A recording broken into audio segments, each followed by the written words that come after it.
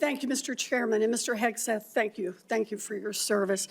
So if you're confirmed as Secretary of Defense, you will oversee our military, including about 250,000 women who currently serve on active duty in the Army, the Navy, the Air Force, the Space Forces, and the Marines.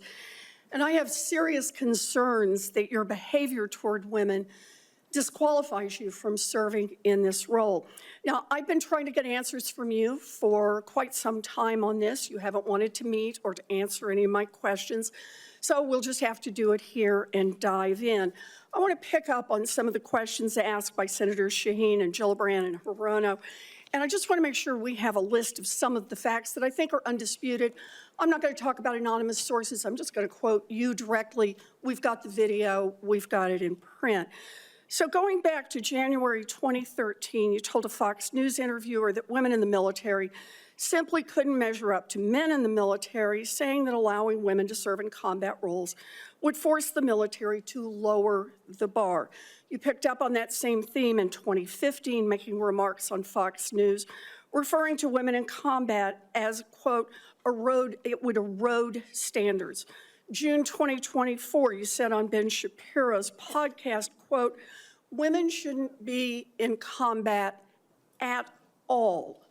And then, of course, we've talked about it in 2024, you published a book, and you say on page 26 of your book, we need moms, but not in the military, especially in combat units. Page 48 of your book, you claim that women should not be in combat roles, because men are distracted by women.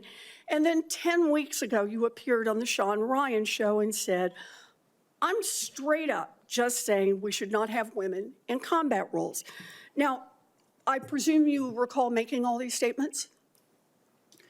Senator, I'm not familiar with the article you're pointing to in 2013, but it underscores my argument completely, because in that 2013 argument, I was talking about standards. So standards are what it's always been about, Senator. Let's not have this same fight again. Always been about Senate standards. I've quoted you directly. We've got the video. We're happy to show it. But I want to be clear here. For 12 years, you were quite open about your views, and your views were consistently the same. Women are inferior soldiers, sailors, Marines, airmen, and guardians. And in case anyone missed the point, and these are your words from 10 weeks ago, women absolutely straight up should not be permitted to serve in combat. And I notice on each of these quotes, those are said without qualification. It's not by how much you can lift or how fast you can run. They don't belong in combat, period, or your words, straight up. And then on November 9th, 2024, just 32 days after your last public comment saying that women absolutely should not be in combat, you declared that, quote, some of our greatest warriors are women, and you support having them serve in combat. Now, that is a very, very big about face in a very, very short period of time. So help me understand, Mr. Hegseth, what extraordinary event happened in that 32-day period that made you change the core values you had expressed for the preceding 12 years? Senator, again, I very much appreciate you bringing up my comments from 2013, because for me, this issue has always been about standards.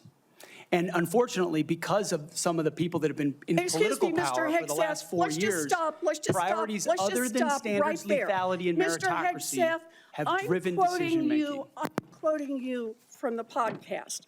Women shouldn't be in combat at all. Where is the reference to standards? That they should be there if they can carry, if they can run? I don't see that at all, Mr. Hegseth. What I see is that there's a 32-day period in which you suddenly have another description about your views of women in the military, and I just want to know, what changed in the 32 days that the song you sang is not the song you come in here today to sing? Senator, the concerns I have and the concerns of many have had, especially in ground combat units, is that in pursuit of certain percentages or quotas, standards have been changed. And that makes the combat more No, difficult let me make a for everybody suggestion involved. about what happened in that 32 days. You got a nomination from President Trump. Now, I've heard of deathbed conversions, but this is the first time I've heard of a nomination conversion.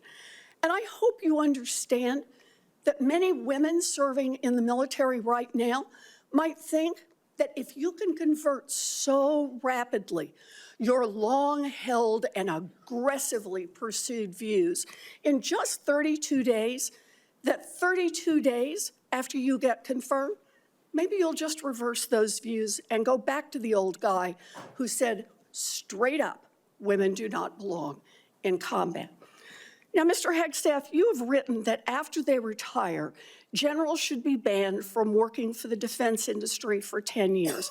You and I agree on the corrosive effects of the revolving door between the Pentagon and defense contractors. It's something I would have liked to talk with you about if you'd come and been willing to visit with me. But the question I have for you on this is, will you put your money where your mouth is and agree that when you leave this job, you will not work for the defense industry for 10 years? Senator, it's not even a question I've thought about because You can it's think not about it one right that, now. It's not one, my motivation for this job I understand has never that. I been just about need what a could yes or no conceivably here. come next. Time is short. I just need a yes or no. I would consult with the president about what the policy should be In at the Defense other Department. words, you're quite sure that every general who serves should not go directly into the defense industry for 10 years. But you're not willing to make that same pledge?